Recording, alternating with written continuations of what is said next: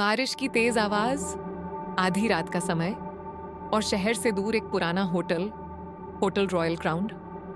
लोग कहते थे कि उस होटल का कमरा नंबर 307 शापित है। जो भी उस कमरे में रात बिताता सुबह जिंदा नहीं मिलता। लेकिन इन बातों को कोई सच नहीं मानता था। सबको लगता था कि यह सिर्फ अफवाह है। आर्यन एक यूट्यूबर था। वो हॉरर वीडियो बनाता था और भूतिया जगहों पर जाकर शूट करता था। एक दिन उसे उस होटल के बारे में पता चला। उसने सोचा, अगर मैं वहां की वीडियो बनाऊंगा तो वीडियो वायरल हो जाएगी। उसके दोस्त विवेक ने उसे रोका, भाई वहां मत जा, लोग सच में गायब हुए हैं। लेकिन आर्यन हंस पड़ा, भूत वूत कुछ नहीं होता। रात के 10 बजे आर्यन होटल पहुंचा। होटल बहुत पुराना था, दीवारों पर सीलन थी और रिसेप्शन पर बैठा बूढ़ा आदमी उसे घूर रहा था। आर्यन ने कहा, मुझे कमरा नंबर 307 चाहिए। ये सुनते ही बूढ़े आदमी के हाथ कांपने लगे। उसने धीरे से पूछा, तुम वहां क्यों रुकना चाहते हो? आर्यन मुस्कुराया, वीडियो शूट करनी है।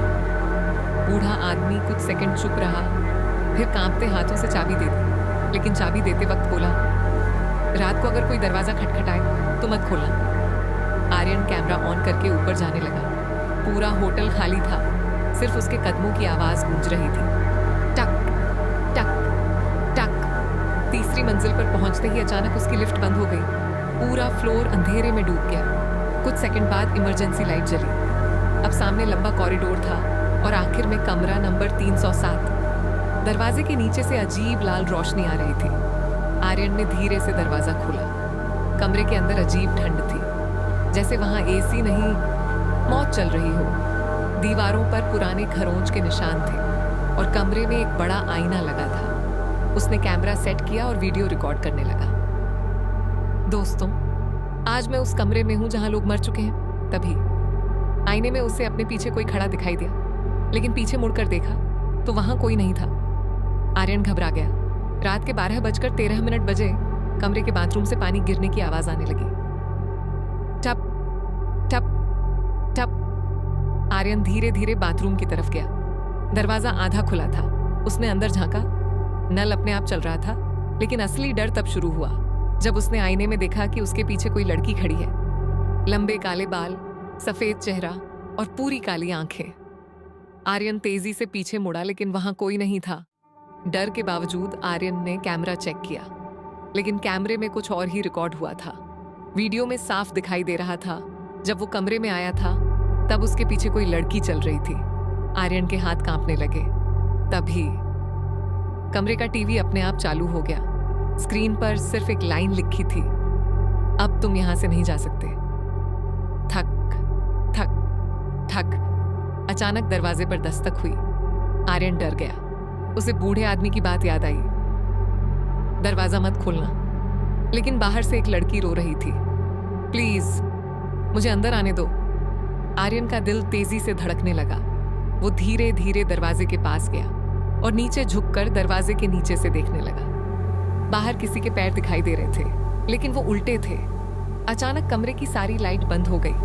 अब सिर्फ लाल रोशनी जल रही थी और तभी उसे अपने कान के पास किसी की आवाज सुनाई दी, तुमने दरवाजा क्यों नहीं खोला? आर्यन धीरे धीरे पीछे मुड़ा और उसका खून जम गया। वही लड़की उसके पीछे खड़ी थी। उसका मुंह पूरी तरह फटा हुआ था और आंखों से काला खून निकल रहा था। आर्यन जोर से चिल्लाया और दरवाजे की तरफ भागा, लेकिन दरवाजा नहीं खुल रहा था। पीछे से लड़की धीरे धीरे उसकी तरफ बढ़ रही थी।